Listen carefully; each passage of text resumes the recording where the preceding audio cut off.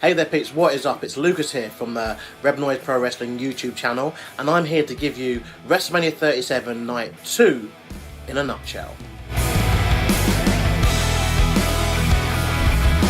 So we kicked off the night with the match between The Fiend, Bray, Wyatt and Randy Orton. The Fiend had an elaborate entrance showing him turning from the burnt Fiend into the original Fiend. He did get a new mask though, and there was a nice wind-up box that he popped out of, which I thought was pretty cool. Now onto the match. Now for the most of it, it was the usual kind of Fiend affair, and Alexa Bliss was by his side. However, what seemed to happen towards the end is Alexa Bliss ended up distracting the Fiend, and he walked right into an RKO by Randy Orton. Now this was surprising, as Randy Orton wasn't really expected to win this, and the whole kind of dynamic here of who is babyface, who's the villain here, has been very, very confusing whatsoever. However, Randy Orton did win, and the crowd weren't really too receptive or happy with that happening, so they ended up cutting to a promo package quite quickly after he had won.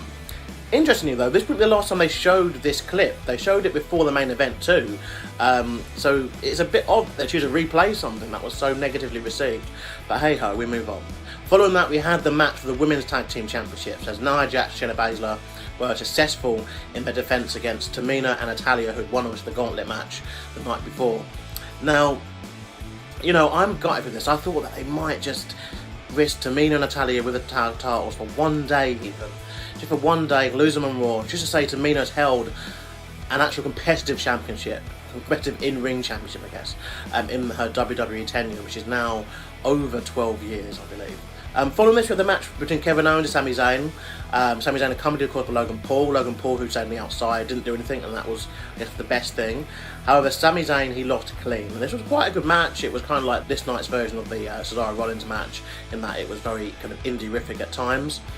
Very reminiscent of their clashes on NXT. So Kevin Owens, he got the win cleanly with the stunner in the middle of the ring. Logan Paul comes in afterwards, and he kind of goes going to shake Kevin Owens' hand. Sami Zayn's annoyed with this, obviously, as he was, you know, he's like, "You're my guest. Why are you kind of buddy up with him?" He gets pushed, kind of dropped on his ass, and rolls out the ring. And then Logan Paul goes to celebrate with Kevin Owens, and of course is on the receiving end of a stunner. He sold that stunner really well. It looked like it broke him in two. But yeah, I think the right guy won with this one. This was a decent match. Following this, we have the contest for the United States Championship, as Riddle looks to defend against Sheamus, but was unsuccessful. Now, unfortunately for Sheamus, he messed up his white noise off the top rope. But these things happen. I know fans might meme it or whatever, but these things happen. Sheamus is obviously one of the best wrestlers they've got on the roster, and it was frustrating because Sheamus has not had that many kind of big moments, especially over the last few years. So when he slipped off those ropes, it's quite annoying. But I'm glad, right decision. I can't stand Riddle, as we saw in our pre-show kind of talk we had last night. Following this, the Intercontinental Championship, the Nigerian drum fight went on, and this was between Apollo and Big E. To be fair, they only had about 7 minutes, these two, but they packed quite a lot of action in. Kendo stick shots, stood up on the outside, a nice uranagi onto the steps. You know, they had quite a lot of stuff into a table, you know, Apollo Crews going through a table, but literally right at the end, out came, depending on what name they're going to give him, they're probably going to rename him on SmackDown this week, but the artist formerly known, I guess, as Baba Tunde or Dabakato, he debuted in like kind of Nigerian militant dress, and he attacked Big E, and Apollo was able to pin him and become your new Intercontinental Champion. And this is just fantastic, because I think, you know, we're at the stage now where, you know, Apollo Crews is like a made kind of star now, essentially. He's won the US and IC Championship in the year, and yeah, like, I'm really happy for Apollo. After this came the match for the Raw Women's Championship, and this was between Asuka and the challenger Rhea Ripley. And the build of this wasn't that strong, and I think that's what kind of maybe affected the match a little bit. I don't think the crowd was so into Ripley, because she only appeared like 2 weeks ago, and we have to imagine this match was meant to be Charlotte Flair.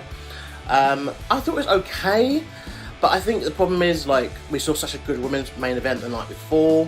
Even on NXT this week, Io Shirai and Raquel Gonzalez really set the bar really high. This was good, but I think both ladies can do better, and perhaps they will have a rematch down the line and they will be able to prove that. They had so many delays in the show. I know there wasn't a weather delay like there was obviously on the night one, but there were so many bits in between the matches. There were bits obviously backstage with the host, there was adverts, they were pimping out stuff for next month, and the ultimate kind of icing on this kind of turd cake came when they announced that the next pay-per-view event is going to be called, deep breaths, WrestleMania Backlash. Now, I've got a lot to say on that, and later on at 5 PM on this YouTube channel, if you like, share and subscribe, don't forget that, we will, Scott, Rob, Dan and I, go through this in more detail because I've got a lot to say. Then after this came the main event of the evening, and that was for the Universal Championship as Roman Reigns looked to defend against Daniel Bryan and Edge. Now, it's weird, I thought that there'd be a different dynamic here. I think some people were surprised that obviously Bryan was getting more booed while Edge was getting cheered. Obviously Roman booed as well. Roman came down with Jey Uso, who got involved in the match on multiple occasions and has really took some nasty chair shots. But the shocker here is that Roman Reigns retained the championship, following in the footsteps of only The Miz and Triple H, I believe, who have won a WrestleMania main event, on last as a villain. And Reigns beat them both. He pinned them both. It was a brutal triple threat match that did feature a lot of weapons, a lot of high spots, tables, chairs, the steel steps, and much, much more. It was probably probably the match of the night, and on that I have to say night one was better than night two. And the problem is that night two was stacked, but I think they wasted so much time. We'll get to that later on. So that's my initial kind of thoughts, what I have to say. Don't forget to like and share and subscribe to all the other content we have on this channel. Remember, I sat down recently with NXT UK superstar Mark Andrews, and we were chatting all about who he'd like to face at WrestleMania and maybe future NXT takeover events. But until later on, stay safe everyone. Ta-ra for now.